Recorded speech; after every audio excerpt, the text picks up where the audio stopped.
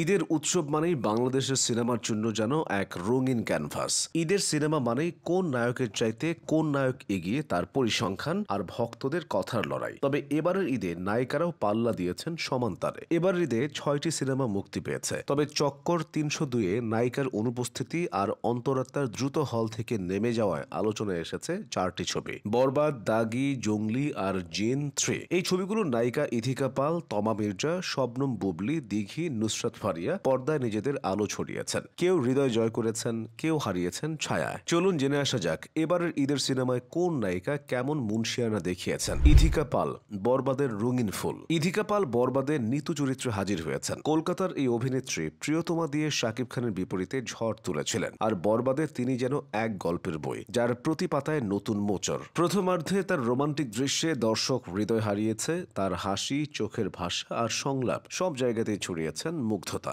দ্বিতীয়ার্ধে চরিত্রের বদলের সঙ্গে তিনি নাটকীয়তার আগুন জ্বেলেছেন। তার এক্সপ্রেশন, বিশেষ করে অসহায়ত্ব থেকে শক্তিশালী রূপে উত্তরণ, দর্শকের মনে গেঁথে গেছে। এই সিনেমায় তার উচ্চারণে কলকাতার টান ছিল দর্শকদের একমাত্র অভিযোগের জায়গা। দাগিতে তমা মির্জা জেরিন হয়ে পর্দায় এসেছেন। তার অভিনয়ে আছে সেই সরলতা যা পাশের বাড়ির মেয়ের গল্প বলে, আর পরিণতির ছোঁয়া যা হৃদয়ে দাগ কাটে। প্রথমার্ধে তিনি বেকার প্রেমিকের পাশে খুনসুটি আর অভিমানের মিশেল। তার চোখের কোণে অভিমান, সংলাপে হালকা তীর্যকতা সবই যেন জীবন্ত। আর দ্বিতীয়ার্ধে জেরিনের পরিণত রূপে তমা যেন এক উজ্জ্বল তারা। ক্লাইম্যাক্সে তার অভিনয় দর্শকের হৃদয়ে ঝড় তুলেছে, যেখানে তিনি অসহায়ত্ব থেকে শক্তির প্রতীকে রূপান্তরিত হয়েছেন। সুরঙ্গ বা আমল নামার তমা এখানে আরো পাকা, আরো গভীর। তার ক্যামেরার সামনে স্বাচ্ছন্দ্য যেন বলে তিনি যে কোনো চরিত্রে প্রাণ দিতে পারেন। শবনম বুবলি, জঙ্গলিতে শবনম বুবলি তিথি চরিত্রে এসেছেন। নন গ্ল্যামারাস লুকে তিনি পর্দায় এসেছেন এক ইন্টার্ন চিকিৎসকের ভূমিকায়। টান বা দেয়ালের দেশে তার অফট্র্যাক চরিত্রের সাফল্য এখানেও ঝলক দিয়েছে। তবে তিথির চরিত্রে